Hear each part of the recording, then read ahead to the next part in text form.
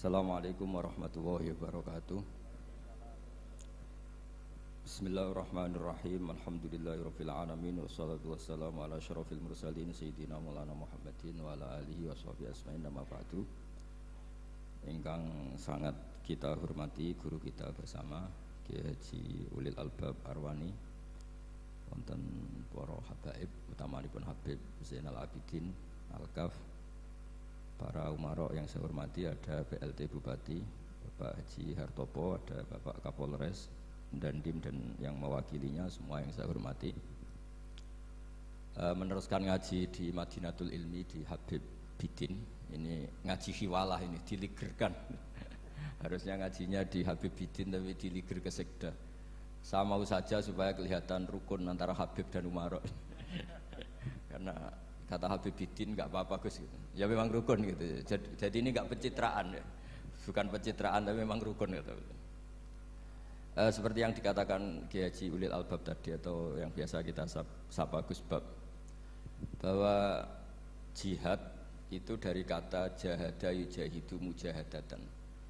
Kalau masdar mujarrodnya jahida dan baca jahada jahdu jahdan wa jihadan, itu maknanya serius menekuni sesuatu. Jadi tidak harus bentuknya perang. Tapi Islam juga jangan anti perang, karena andaikan Islam itu tidak punya konsep perang, itu juga kita bingung saat kita dijajah Belanda. Jadi sesuatu itu pasti akan ada momennya, ada pembenarnya. Disebut kalau dalam fikih muqtadul hal. Saya masih ingat beberapa cerita lesan. Dulu perang itu harusnya 7 November. Bung Tomo datang ke Mbah Hashim. Tapi kata Mbah Hashim jangan katanya. Kiai bagian nyeblokno pesawat urung teko. Walhasil nunggu Ki Abbas dari Buntet Pak Kapolres itu doanya spesial untuk menjatuhkan apa? Pesawat. Saya kebetulan banyak kenal sama cucu-cucu Ki Abbas Buntet. Tanggal 10 datang terus perang dimulai. Dan itu menjadi perang bersejarah karena jenderal dari Belanda ya, dari Inggris ya, itu sampai meninggal. Jadi siapa Malabi ya? Jadi intinya Anda jangan berpikir bahwa negara ini didirikan hanya oleh umarok.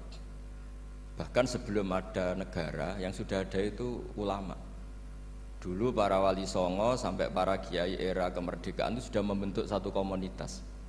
Di situ ada ketua pondok, ada bendahara, ada macam-macam. Sehingga kiailah yang bisa menggerakkan publik untuk melawan Belanda. Karena kiai ini juga yang megang otoritas publik. Ketika seorang Mbah Hasyim Asy'ari memfatwakan jihad itu fardhu ain, maka semua orang berpikir harus jihad melawan kehadiran Belanda atau penjajah mana saja. Tapi itu satu sisi ya. Di sisi yang lain, bahasa Arab itu ada sisi uniknya. Kalau menamai penjajah itu musta'marin atau al-isti'mar. Isti'mar itu meramaikan dunia. Karena memang bangsa kita dulu itu ya aneh. Tapi nak sampean ngrasani teman-teman ya kualat itu mbah-mbah jenengan. Kita ini dulu memang ya agak aneh. Belanda itu sudah penjajah, tapi sama buyut-buyut kita dipanggil Doro. Bisa kamu bayangkan kiai saat itu untuk mengingatkan masyarakat pentingnya melawan Belanda. Wong manggil Belanda saja Doro tuan. Terus kemudian kita berfatwa melawan Doronya. Jadi benahi ilmunya saja wis sak penggawean kira-kira gitu. Jadi ngelola orang bodoh itu ya kangelan. Enggak dikelola itu bangsa kita, dikelola itu ya rodok goblok banget. Wong ngundang penjajah kenapa? Doro. Jadi itu PR besar. Tapi kiai itu punya seni untuk memberi penjelasan. Makanya di antara kelebihan ulama itu pasti warasatul anbiya itu di Fatona ada unsur kecerdasan. Cerdas itu seni mengelola pikiran manusia, itu namanya cerdas. Makanya saya berkali-kali kalau ngaji, harusnya orang itu semuanya itu pengagum ilmu, jangan pengagum fakta, ini pengagum ilmu. Ya saya berkali-kali mencontohkan, kalau Anda suami yang miskin, nggak punya uang, terus pulang dimarahin istri karena nggak punya uang atau kerja tidak sukses, harusnya kamu bangga. Anda juga kan yang berteori kalau suami nggak becus itu pasti dimarahin gitu. Nah, ketika menjadi fakta harusnya Anda syukur bahwa ilmu Anda itu benar gitu. Jadi pas istri marah, wah alhamdulillah ternyata teori saya ini benar gitu. Ini lucu kan, teori Anda mengatakan demikian, tapi pas menjadi fakta Anda tidak siap. Nah, begitu juga menyangkut penjajah. Belanda itu sudah maju, Eropa sudah maju, Indonesia negara yang terbelakang.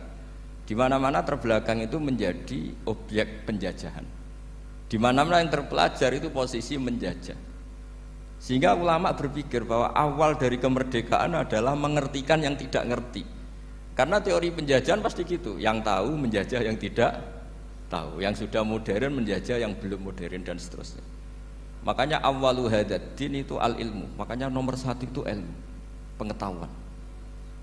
Di sini pentingnya sampai Islam mewajibkan thalabul ilmi fardhatun ala kulli muslimin.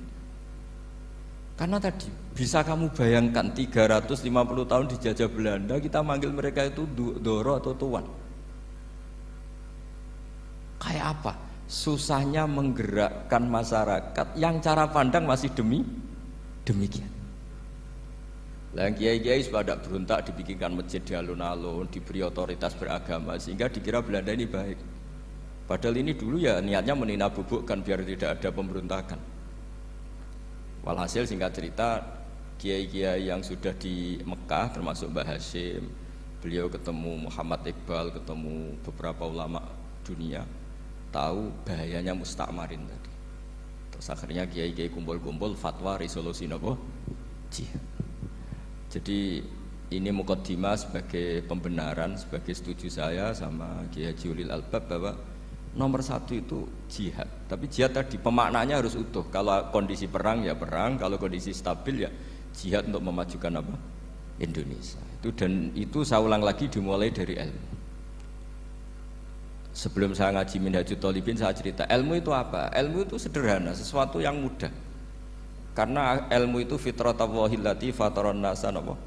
Misalnya begini, saya orang miskin, nggak punya apa-apa.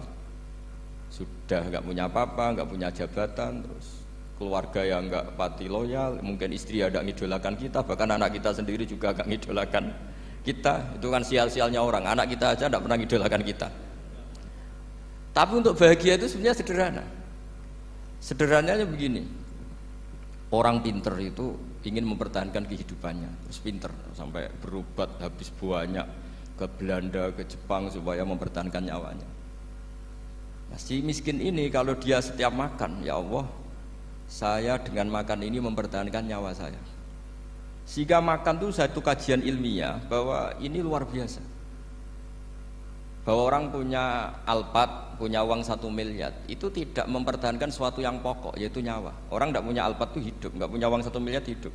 Tapi kalau nggak punya nasi 1 piring, nggak punya air 1 gelas bisa mati. Artinya apa? Orang miskin itu yusyarikul aghniya, sama dengan orang-orang kaya dalam hal kepemilikan hal-hal yang pokok. Tapi kadang-kadang orang miskin itu ya nyon sewu agak belagu, sudah miskin ingin punya Alphard, sudah miskin ingin punya uang, ya dia tersiksa. Harusnya cara berpikir nggak punya Alphard tuh masih hidup, nggak punya uang 1 miliar masih hidup. Yang punya Alphard hidupnya juga pakai nasi 1 piring, yang punya uang 1 miliar juga pakai nasi. Ya kalau itu kan sama, saya punya. Kalau gitu kan bisa miskin rasa kaya. Itu memang harus dilatih.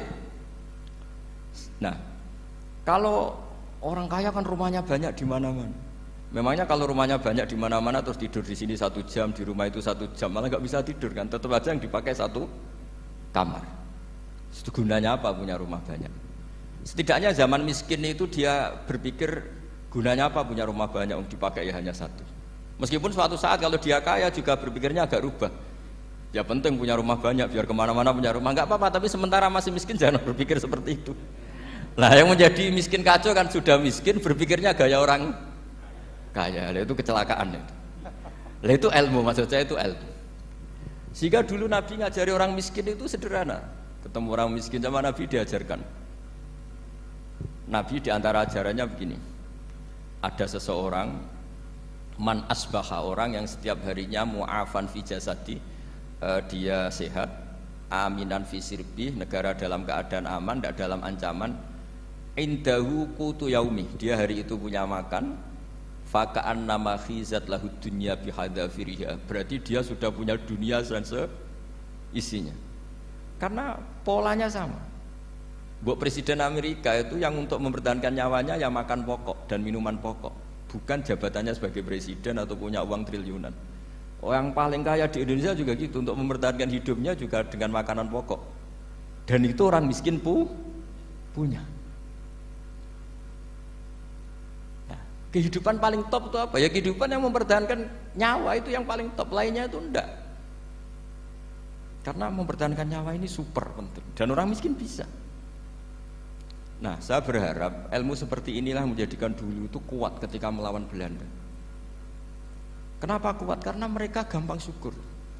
Barokahnya gampang syukur itu selesai dengan dirinya sendiri. Kalau bahasa intelektualnya itu, orang kalau sudah selesai dengan dirinya sendiri bisa berpikir memanfaati pada orang lain. Nah, dulu orang-orang miskin ketika era sahabat, termasuk era para ulama yang mendidik para umatnya, itu selesai dengan dirinya sendiri. Nah sekarang banyak orang miskin juga termasuk orang kaya, bahkan belum selesai dengan dirinya. Wah itu angel, ngajak jihad angel, karena dengan dirinya saja belum selesai. Maka masyhur itu kan ketika perang Tabuk, ada orang datang, kira-kira kalau Indonesia pakai beras 4 kilo, ya Rasulullah yang 2 kilo tak kasihkan keluarga kami supaya bisa makan, yang 2 kilo tak kasihkan jenengan untuk biaya perang. Perang Tabuk itu perang tersulit, disebut perang Dhatil Usra. Sekarang hitung saja, ini coba dihitung, mungkin yang bagian kasir tahu. Kalau 2 kilo kali 3.000, umat Islam pas itu sekitar hampir 3.000 itu sudah 6.000 kilo. 6.000 kilo itu artinya apa? Orang miskin ketika perang membiayai dirinya sendiri, itu satu. Kedua, dengan mental memberi, orang ini tidak tamak. Barokahnya tidak tamak, tidak nyalahkan yang kaya. Efek dari itu apa ketika perang Tabuk? Sumbangan dari Sayyidina Utsman yang jumlahnya besar sekali, yaitu diantaranya 1.000 dinar. 1 dinar kira-kira 4,25 gram, berarti sekitar 4.000 gram. Itu bisa diberikan alat perang. Sumbangan dari Abu Bakar juga bisa dipakai beli kuda untuk perang. Nah bayangkan kalau kebutuhan orang miskin ini untuk makan itu nggak mau urun. Wah usaha miskin nggak perlu urun, usaha miskin dipakai alasan terus. Maka jumlah 3.000 ini akan mengurangi anggaran untuk belanja peralatan perang, karena untuk konsumsi orang miskin. Udah gitu kadang mangane tanduk itu kan repot. Wes miskin mangane tanduk, nak antri mo kan ribet. Artinya apa? Perang ini tidak fokus karena ngurusi konsumsi untuk orang-orang miskin. Nah, dulu zaman Nabi orang miskin pun semuanya heroik. Mereka dibantu gak mau, inginnya bantu. Sampai dicibir sama orang munafik. Apa gunanya sedekah 2 kilo? Wong perang ini perang besar antar negara. Pas itu mau perang melawan Romawi. Sampai orang munafik bilang alladzina almizuna almuttawwiina minal mu'minina fis sadaqati walladzina la yajiduna illa juhdahum faskharuna minhum. Orang-orang munafik digambarkan Allah orang-orang yang mencibir sedekah kecil. Wong untuk perang besar kok sedekahnya hanya 2 kilo. Tapi yang mahal bukan 2 kilonya. Kalau ada 1 juta orang miskin menyumbang negara 20.000, itu artinya apa? Kita punya rakyat yang inginnya hubungannya dengan negara memberi. Tapi coba kalau kita 2 juta rakyat yang inginnya dari negara mendapat, pegawainya demo ya. Nah ini ajarannya Nabi yang luar biasa. Dulu Nabi itu bisa mendidik orang miskin pun bermental memberi. Nah barokahnya bermental mandiri ini mereka selesai dengan dirinya sendiri. Coba kalau mereka tidak bawa makanan sendiri ketika perang, mungkin kuda yang untuk perang, terus mereka berpikir, ini saja disembelih supaya kita bisa makan. Ribet kan? Ngapain beli senjata yang mutakhir, makan saja nggak bisa. Tapi barokahnya mereka urun sendiri. Mereka selesai dengan dirinya sendiri. Ini hebatnya didikan Rasulullah Shallallahu Alaihi Wasallam. Lalu dulu Mbah Hasyim dan kawan-kawan itu berhasil mendidik seperti itu. Santri yang miskin-miskin itu kalau ngaturi kiai duweni telo itu kayak no telo. duwene wi ya dikekno wi. Sehingga kiai sing wis mapan-mapan, misalnya kados kula wonten kan mun setengah mapan. Ya akhirnya ya iso mangan wi. Jebule wi ku ya enak gitu. Santri ya seneng mergo kiai ini seneng pancen wis suwi mangan pizza misalnya. Lah tapi nek sing melarat terus aku melarat kiai tak kei wi mosok doyan. Wis melarat medhit di alasan kan ribet kan. Ini yang perlu dihilangkan. Medhit kok berargumentasi. Tapi yang mahal itu bukan winya, mental memberi. Orang itu kalau mentalnya memberi itu berarti selesai dengan dirinya. Tapi kalau tidak bermental memberi pasti tamak. Dan tamak itu mesti menghakimi orang lain. Maka dalam kitab hikam diterangkan penyakit terberat itu tamak. Kenapa? Karena orang kikir itu tidak ada kata-kata kitab hikam, bukan kata saya. Yang ada itu tamak. Misalnya gini, saya kenal PLT Bupati Kudus. Tidak pernah saya bilang beliau kikir. Tapi sekali saya pernah ngajukan proposal tidak kesampaian. Wah, beliau medit. Jadi saya menvonis medit itu sebetulnya ya karena punya keinginan tidak kesampaian. Coba kalau ndak, mbok medhit ora ora penting. Misalnya anak-anak muda sama orang-orang cantik di Jakarta, pernah nggak kamu bilang itu sombong? Ndak kan? Setelah kamu bilang, Mbak aku ingin kenalan mbak sampeyan, terus dia agak mau, baru kamu bilang sombong karena keinginan kamu ndak. Nah, bayangkan kalau orang bermental tomak, kayak apa bangsa ini? Nah, sahabat itu dididik oleh Nabi, tomak itu selesai karena keinginan mereka memberi. Sehingga Indonesia bisa merdeka begini itu barokahnya didikan ulama, semuanya ingin memberi. Dulu belum ada negara, tentara-tentara kemerdekaan kalau di kampung-kampung itu ya dibiayai donatur-donatur, termasuk bahasa saya, buyut saya dulu. Itu berapa ton aja beras untuk pasukan Hizbullah, pasukan TNI. Di Aceh ada Daud berih, ada yang baca berueh. Jadi baca aja kayak kira asap ada yang berih, ada berueh, saya juga nggak tahu. Orang Aceh kalau baca berih memang. Nyumbang berapa emas untuk kemerdekaan Indonesia. Yang Kesultanan Jogja Legowo, Jogja tidak lagi negara tapi diberikan bagian dari Indonesia dan seterusnya. Nah, jadi semua ini barokahnya didikan Rasulullah SAW yang diteruskan para ulamanya bahwa nomor satu didik masyarakat itu bermental memberi. Dengan bermental memberi apapun kecilnya ini selesai dengan dirinya sendiri. Itu kalau sampean nggak punya mental memberi, nanti pulang dari Pemda, sok acara ini kabupaten berkateng ini tok ribet itu. Awas itu, bar ngaji langsung lali berarti sampean.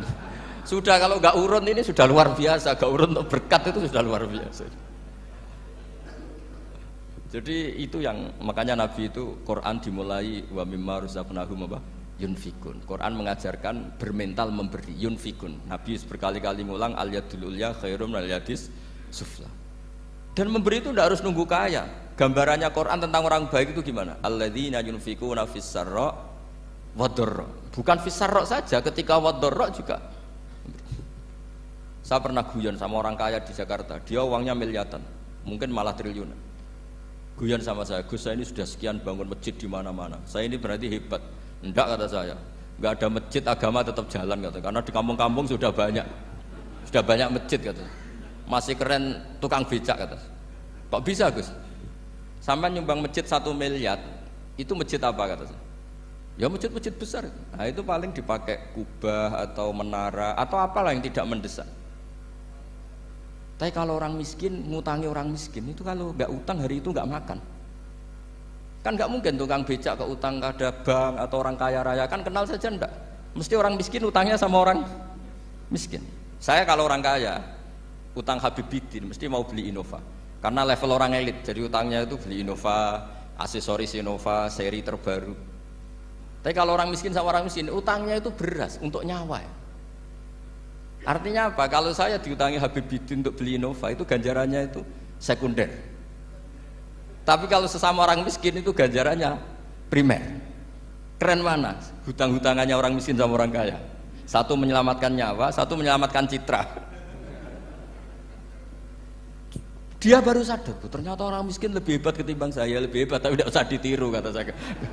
Cuma dia menjadi tidak sombong sekian miliar yang disumbangkan ke masjid karena dia menjadi tahu ternyata itu tidak bangga.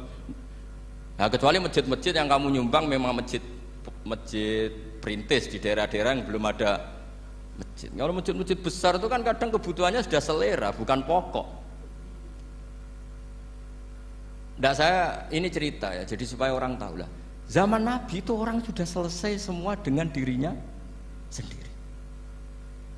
Jadi maksud saya Islam nggak apa-apa tanpa masjid, itu masjid yang sudah sifatnya selera. Indonesia kan masjid sudah sifatnya selera semua. Yang dikatakan masjid pokok kan yang dipakai sholat bisa, dipakai alat sesuci bisa. Tapi kalau sudah selera ya pondasinya harus begini, lampunya harus dari kristal, terus kubahnya itu sudah selera. Nah rata-rata sumbangan yang miliatan itu kan sudah ke selera. Sementara orang miskin utang-utangan sama orang miskin untuk menyelamatkan apa coba? Nyawa. Artinya para orang miskin jangan kecil hati, wah saya sedekah hanya 2 kilo, tapi 2 kilo nyawa. Dan itu pahalanya luar. Nah ini ilmu asal saja. Nah kiai itu berhasil seperti itu sehingga orang-orang miskin dulu tuh ngrumat tentara itu ya nganggo uwi, nganggo telo, bahkan ada yang pakai apa itu Pak Hartopo itu pisang itu, arasnya pisang itu, bronggolnya pisang, sudah dipakai saja Pak tentara. Tentara di mana-mana bisa makan. Coba kalau yang ngamal yang kaya tok itu tidak cukup. Tapi barokahnya yang miskin juga ikut ngamal itu cukup, karena yang miskin itu mayoritas. Jadi didukung kaum miskin itu pasti menang lah kan kira-kira gitu. Karena di mana-mana orang miskin itu banyak. Menemukan orang kaya itu nyari data. Kalau menemukan orang miskin seketemunya pasti ketemu. Dan orang miskin ini dididik ulama untuk berkontribusi. Sehingga banyak tentara ketika dicari Belanda pura-pura jadi petani. Ini juga yang menyelamatkan orang miskin. Nah, ulama dulu tuh orang paling sukses mensuasanakan seperti itu. Nah, itu yang diceritakan di perang Tabuk, mimpa di maka tayazihu qulubu fariqim minhum. Jadi perang Tabuk itu perang di antara yang paling diceritakan Allah berkali-kali apa? Ya Rasulullah, tadi malam saya memburuh dan ini dapat 2 sok, ya kira-kira berapa kilo lah. Yang separuh untuk keluarga kami, yang separuh saya sumbangkan ke jenengan. Lu coba perang antar negara hanya menyumbang 2 kilo beras, bayangkan. Tapi nilainya bukan 2 kilo. Kalau 2 juta rakyat Indonesia nyumbang 2 beras, artinya hubungannya dengan negara hubungan ingin memberi. Dan barokahnya hubungan ingin memberi, ora pati kecangkeman tomak, ora pati kakean menuntut. Ini yang mahal itu yang nggak ternilai itu. Dan itu menjadi kekuatan yang luar biasa sehingga umat Islam bisa mengalahkan pasukan Romawi. Nah Indonesia dulu kira-kira seperti itu prakemerdekaan. Ya itu saja sebagai mukaddimah Hairi Santri. Terusnya ngawas Minhajut Thalibin. Ini sudah sampai bab salam. Kemarin bab sujud, sekarang bab salam. Bismillahirrahmanirrahim. Watsani asyara assalam. Ya kita tahu secara i'rab kalau sani pakai i'rab isim mangkus, tapi untuk asyara tetap mabni nasab, mabni fathah maksudnya. Jadi semua ulama ngendikan adat mulai ahada asyara sampai tis'ata asyara tetap berstatus mabni apa? Fathah. Sehingga di Quran inni ra'aitu ahada asyara kaukaba. Terus di surat Mudassir alaiha tis'ata asyar. Padahal itu jadi mubtada muakhir. Berarti alaiha itu tetap yang ngatasin neraka tis'ata asyara utawi 19. Tetap bacanya bukan tis'atu asyarin tapi tis'ata asyara. Jadi kita tahu secara hukum nahwu adat mulai ahada asyara sampai tis'ata asyara itu mabni apa? Fathah. Cuma khusus sani asyar yang saninya ini berstatus mangkus karena ada yaknya itu. Wathani asyar assalam wa aqalluhu assalamu alaikum wal asoh jawazu salamun alaikum. Qultu al asoh al mansus la yudzi'uhu. Jadi ulama itu ya lucu. Yang satu bilang al asoh boleh salamun alaikum tanpa al.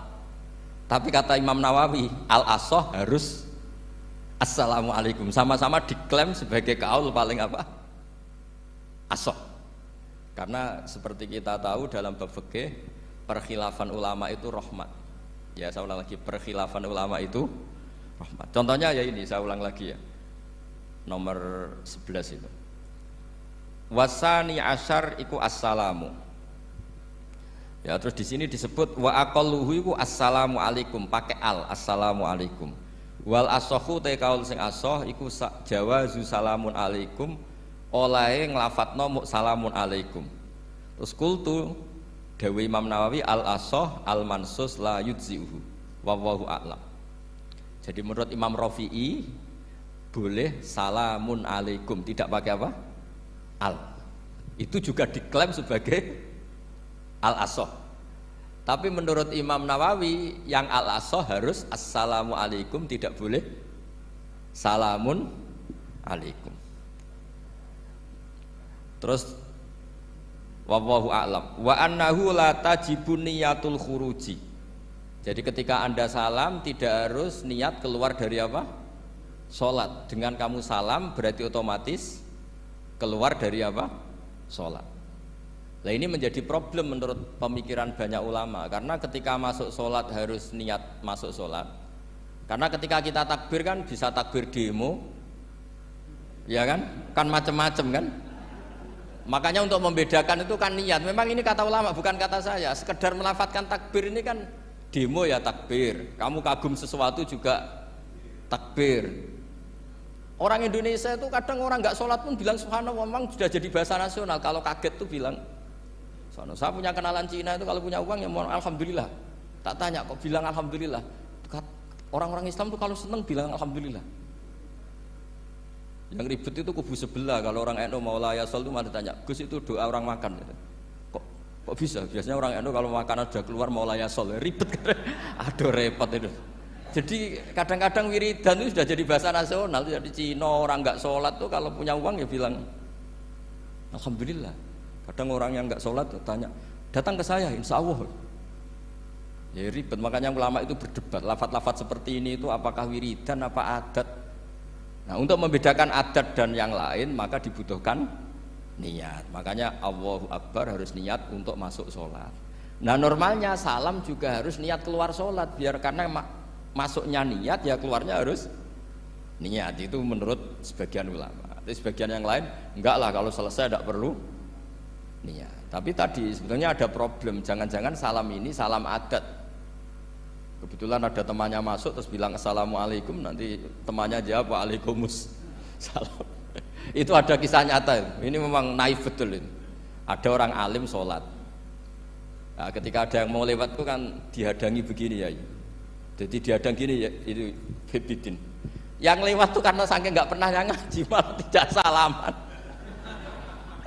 Kagetnya bukan main itu. Ada orang sholat, ada orang mau lewat, kan kesunatannya dihadang begini.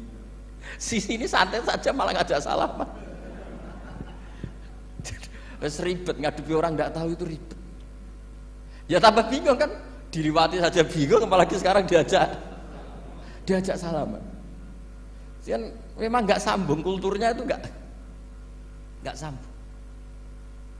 Nah itu kalau bilang assalamualaikum terus pikir kamu waalaikumsalam, ya ribet. Memang ngadepi orang tidak tahu itu ya ribet. Makanya ya agama ini, ngelola agama ini memang. Nah barokahnya ngaji fikih itu beginilah, saya sering cerita. Misalnya kita hafal fikih, takbir itu wajib, rukun. Tapi bentuk ngangkat tangan itu sunnah. Itu barokahnya masya Allah.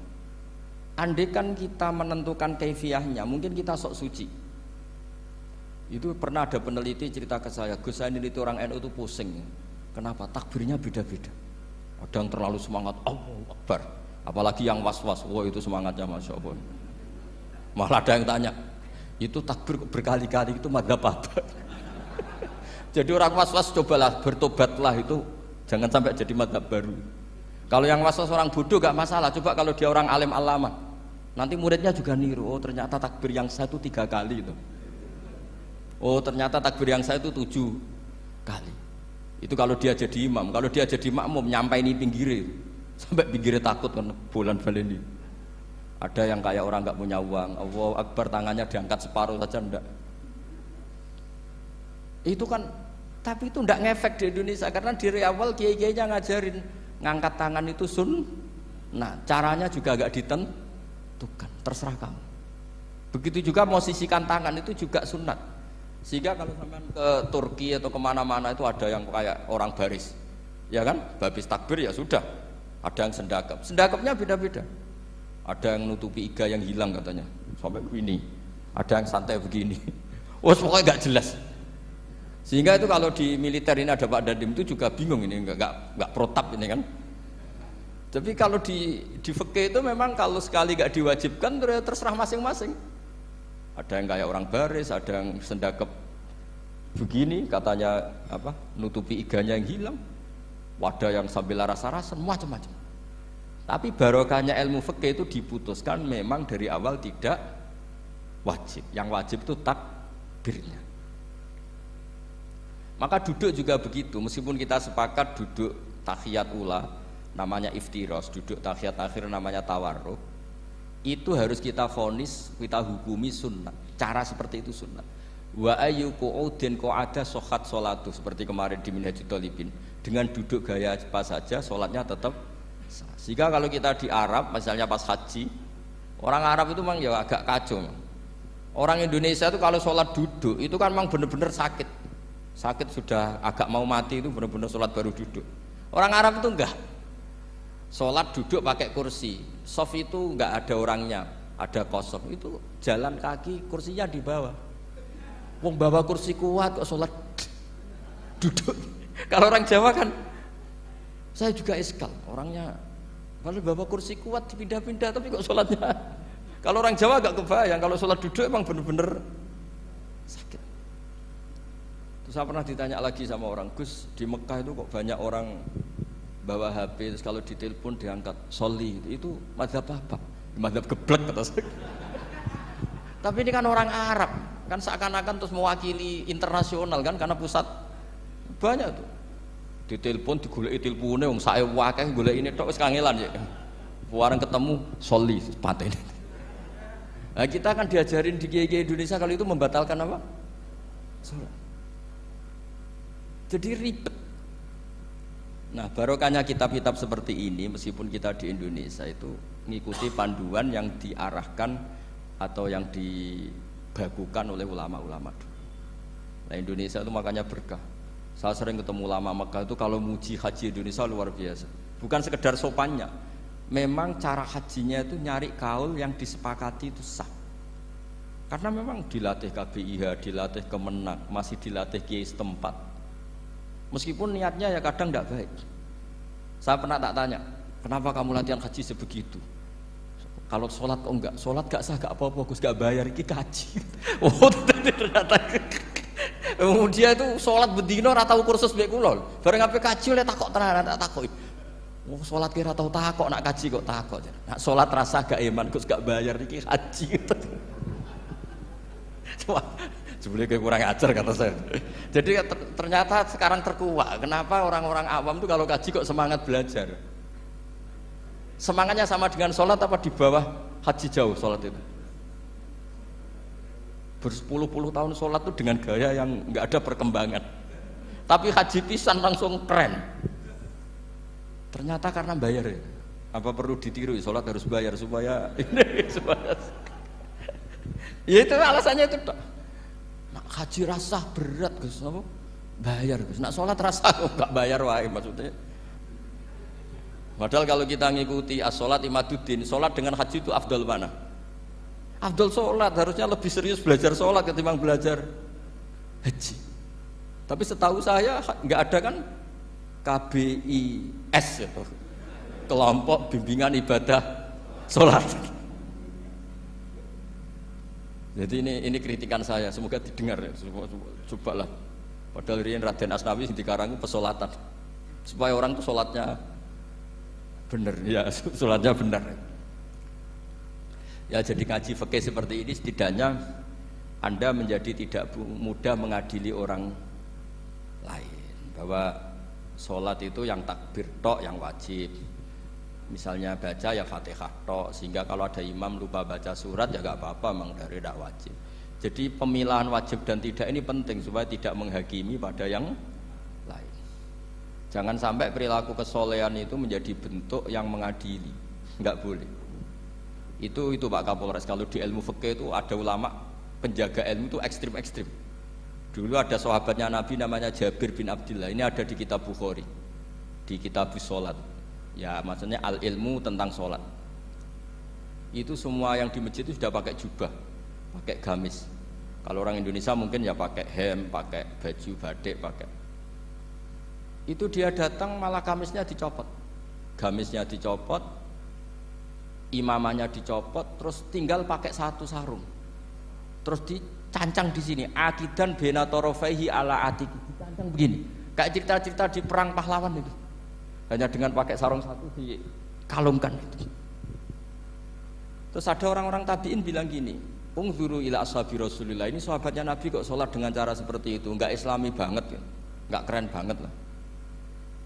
Terus kata Jabir bin Abdullah, saya sengaja melakukan ini supaya kamu tahu bahwa batas aurat yang dimaksud Nabi seperti ini. Shalla Rasulullah sallallahu alaihi wasallam fi izarin wahid akidan baina tarafaihi ala atiki. Saya pernah melihat Nabi sholat seperti saya ini. Tapi barokahnya itu akhirnya diketahui kalau batas auratul rajul hanya mabena surah war rukbah. Andai kan tidak ada perilaku Jabir seperti ini, orang akan ngira bahwa syaratnya sholat itu harus pakai jubah, syaratnya sholat harus pakai hem. Akhirnya orang-orang yang kebetulan tidak pakai jubah, tidak pakai hem bingung. Misalnya dia katoan seperapat, pakai kaos, neng tengah hutan, rasa sholat, ngaku ranggo jubah, ribet kan? Artinya apa? Ilmu ini harus dijaga konstitusinya, barokahnya perilaku Jabir ini, orang tahu batas aurat. Jadi yang lainnya itu mukamilah atau kesunatan. Nabi juga seperti itu. Semua sahabat itu tawaf itu musyatan, berjalan. Tapi Nabi sebagai tokoh dan pas itu sehat. Saya ulang lagi, pas itu sehat. Ini hampir semua ulama bilang pas itu Nabi sehat. Nabi malah naik unta. Itu kata Imam Nawawi dalam kitab Masmu', Nabi naik unta itu lebih afdol ketimbang yang jalan. Padahal trennya ibadah kan al-ajur bi qadrit ta'ab. Karena apa kata Imam Nawawi? Itu menjadi konstitusi ilmu bahwa syarat sahnya tawaf tidak harus jalan. Andai kan Nabi saat itu kok ikut jalan, maka dikira di antara syarat sahnya tawaf harus jalan. Maka kita kebingungan ketika pakai kursi roda karena tidak punya rujukan hukum. Tapi barokahnya Nabi pakai berkendara, orang menjadi tahu oh itu berjalan itu tidak menjadi syarat sah. Berkendara juga boleh. Ya ada juga sahabat yang sengaja omong-omongan, maksudnya tawaf kan kudune meneng wiridan, tapi ada aja omongan untuk menunjukkan kalau ngomong itu tidak membatalkan tawaf. Sampai seperti itu ulama menjaga konstitusi ilmu. Makanya nyuwun sewu kayak kita ini yang anaknya tokoh, apalagi ini di sini ada Gus Albab, termasuk ada saya, yang anak-anaknya tokoh itu memang sudah harus mulai biasa lah. Karena dulu kalau soleh kebanget itu yang ngel-ngel orang. Abu Bakar, saya tak cerita Abu Bakar itu soleh banget. Saking solehnya itu ini nggak akan ada yang niru, saya yakin. Beliau itu hari pertama diangkat khalifah, hari berikutnya masih dagang di pasar. Singkat cerita ditegur supaya tidak usah dagang, dicukupi negara. Beliau setuju, dapat gaji. Setelah mau meninggal, semua gajinya itu disuruh ganti uang pribadi karena beliau merasa tidak nyaman. Mau mengkhidmati negara kok minta uang, ganti soal uang pribadi, diganti. Nah, itu ya tentu tidak wajib, pejabat juga agak minat niru. Nah tapi lucunya apa? Sayyidina Umar ketika Abu Bakar sudah meninggal itu kritiknya lucu. Kamu itu solehnya berlebihan. At-ab taman ba'dak. Sing repot sing genti. Nak soleh kok aja nemen-nemen. Mesti nak soleh ya dikira-kira lah, aja nemen-nemen. Sakake sing ngenteni repot. Makanya saya sering jagungan sama putra-putrane Mbah Mun itu keluarnya gitu. Abai wis alim, ganteng, pengaruhnya gede, aduh diterima semua pihak, repot sing gede ku. Mulane kula nu husnudzon nek ana kiai kok pas-pasan iku mesti wis iku dianggap strategi lah dengan cara seperti itu. Loh iya loh, kalau misalnya kita hanya Kapolres itu anak kita kan bisa Kapolda. Tapi kalau kita sudah Kapolri itu anaknya juga jadi Kapolda, belum kayak bapaknya kan. Jadi Kapolres belum kayak. Jadi kalau bapaknya hanya Kapolres kan anaknya masih gampang lah, nanti Kapolda sudah ngelangkai kan. Jadi kadang-kadang itu artinya ulama dulu itu hebat cara. Makanya kamu jangan kaya-kaya banget, jangan sukses-sukses banget. Kasihan anak kamu nanti ini. Kasihan. Makanya saya sebenarnya jadi kiai itu yang ingin bener-bener banget, tapi saya santriku lah kira-kira. Ini bukan justifikasi, tapi ini cerita saja cerita. Jadi di antara makalahnya Sayyidina Umar yang terkenal itu komentar Abu Bakar itu at-ab taman ba'dak. At-ab tangel-ngel no sira man ing wong ba'daka sauste sira.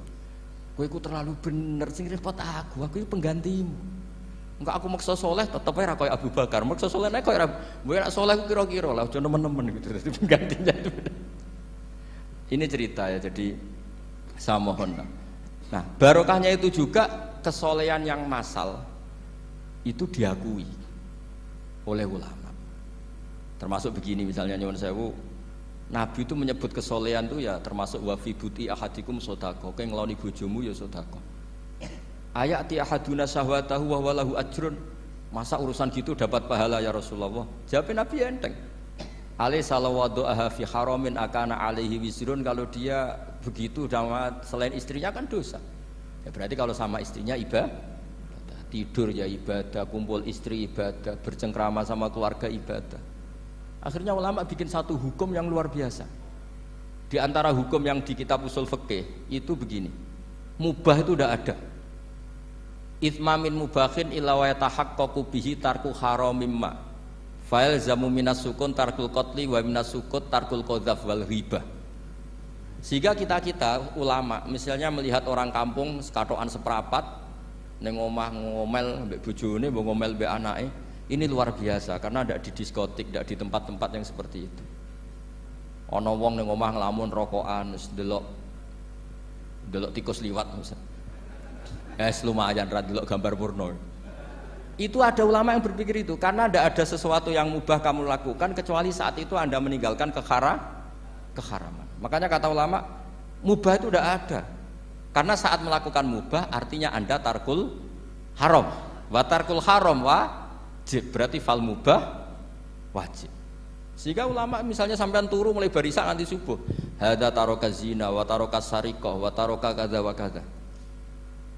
Semoga malaikat pakai usul fikih itu. Kalau malaikat pakai usul fikih itu, kamu tidur habis isya sampai subuh, hadza tarakal ma'asi kasirah. Lah yang ribet kalau malaikatnya bagian khusuk, hadza tarakat tahajud wa tarakal witra wa tarakal itu ribet itu. Nah, kita semoga malaikatnya yang percaya pendapat tadi.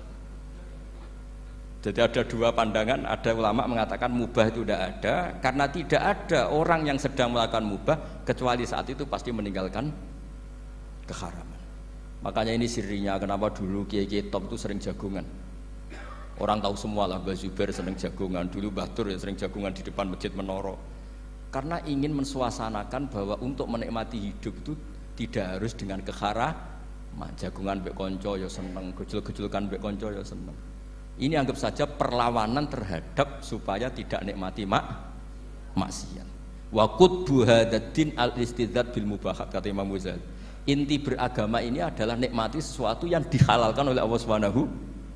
Coba ketika orang lain bisa nikmat kalau harus ke tempat-tempat maksiat, kamu cukup nikmat ketemu konco gojol-gojlokan zaman mondok padha mlarate. Terus diterusno saiki yo jek melarat atau cocokan melarat itu kan keren loh. Keren. Sisi tok diusir mertuane, tok diusir IP ini terus cocokan. Ndak kowe piye Kang, gak apa-apa sabar kabeh kodok kodar wae yo Kang. Wah itu ibadah yang luar biasa. Mergo ridho sama kodok kodar, dia tidak perlu cari nyuwun sewu hiburan yang maksiat. Nah, saya berharap ulama-ulama Indonesia itu mengikuti jejak ulama dulu. Ulama dulu itu kalau ibadah itu ya seperti itu. Jadi jangan hanya melihat ini semalaman kok tidur, tidak witir, tidak tahajud. Oke, dia memang nggak afdol, nggak sempurna lah, macam kiai pas-pasan naik kan. Tapi ya jangan lihat tarokal witro wa tarokat tahajud, tapi kamu juga harus lihat tarokal dahab ila nikla wa tarokat dahab ila mahalil mak. Siapa yo sekali-kali muji orang susahnya apa sih? Suudzon itu dikurangi lah, sekali-kali muji orang lah. Jadi kalau ada orang tidur hadza tarokal maasi, alhamdulillah. Meskipun ya rada damu-amu sithik tarokal maasi wa tarokat taat. Ya sudahlah enggak apa-apa lah, tapi lah di sini terus kualitas. Nah, dengan cara itu Anda bisa membaca Quran secara fasih, wa min ayatihi manamukum billaili wan nahar. Loh, kenapa sekedar tidur kok dianggap wa min ayatihi? Di mana-mana ayat itu kan hal-hal yang luar. Ini tentang tidur saja kok dianggap ayat. Itu bisa dimaknai keren kalau Anda pakai kaidah usul fikih, yaitu dengan tidur berarti Anda meninggalkan sekian maksiat. Sehingga disebut wa min ayatihi manamukum billaili wan nahar. Nah, saya berharap konstitusi seperti ini jalan terus. Ya saya baca ya sampai salam selesai. Wa akmaluhu assalamualaikum warahmatullahi marroten yaminan wasimalan multafitan fil ula hatta yura khadduhul aiman. Tapi itu hanya akmal loh ya. Jadi ukuran paling sempurna kalau salam itu melengak ke kanan sampai dengan pengandaian ini bisa dilihat dari belakang. Tapi tetap saja itu ukuran apa? Akmal, tidak menjadi syarat sah. Jadi ya sampai melengak gini sampai kira-kira terlihat dari apa? Belakang. Tapi ukuran itu tetap akmal hatta yura khudduhul aiman. Wa fisaniyah saat terusé alisar terus nawian assalam alaman an yamini wa yasari minal malaikati. Dia meniatkan salam itu kepada orang-orang di sisi kanannya mulai malaikat dan manusia dan jin. Wayan wil imamu assalama alal muqtadin wahum arrodda alaih wahum yanwauna napa arrodda alaih. Jadi wahum yanwuna arrodda alaih. Jadi imam niat salam untuk makmum, makmum niat membalas salamnya apa? Imam. Tapi itu saya ulang lagi hanya akmal. Terus asal isya asar tartibul arkan kama dzakarna. Jadi pentingnya, jadi jangan kira terus ngaji kalau wasunanuhu wa akmaluhu tidak penting, itu penting sekali. Barokahnya status akmal dan sunnah ini kita tidak mudah menvonis orang lain karena kita tahu ibadah itu hanya berstatus sunnah. Coba kalau nggak ada ketentuan itu, kita akan mudah menyalahkan orang. Salam kok orang melengak blas itu sholatnya sah atau orang. Padahal dari awal melengak itu statusnya hanya sunnah. Kemudian untuk penutup supaya ini clear ya, saya pernah baca di Syarah Bukhari yaitu Fathul Bari. Nabi itu kalau setelah salam itu mukbilan biwajihi alal hadirin. Jadi Nabi langsung menghadap ke timur. Andikan Indonesia menghadap langsung ke timur. Tapi uniknya para syurahul Bukhari itu menganggap itu tidak satu sunnah yang tidak jadi satu sunnah yang permanen. Tapi kata para syurahul hadis, siapapun boleh melakukan gerakan yang bisa memaklumatkan kalau sholat itu selesai. Saya ulang lagi ya, jadi Nabi menghadap ke timur kalau di konteks Indonesia itu sebagai bentuk maklumat, ini loh sholat saya sudah. Karena takutnya apa? Orang yang dari jarak 2 kilo 3 kilo ingin makmum sama Nabi, andaikan Nabi tidak menghadap ke timur, tetap posisi seperti sholat menghadap ke kiblat, maka orang dari luar mengira Nabi fi sholatin. Ya, Nabi masih dalam. Bahayanya apa? Kalau orang ini langsung takbir usolli fardhu zuhri misalnya makmuman, ternyata Nabi sudah sholat, berarti sholatnya enggak sah. Kenapa? Irtibatus sholat atau robtus sholat biman huwa laisa fi sholatin. Dia menggantungkan sholat dengan orang yang sudah tidak, dan itu bahaya sekali.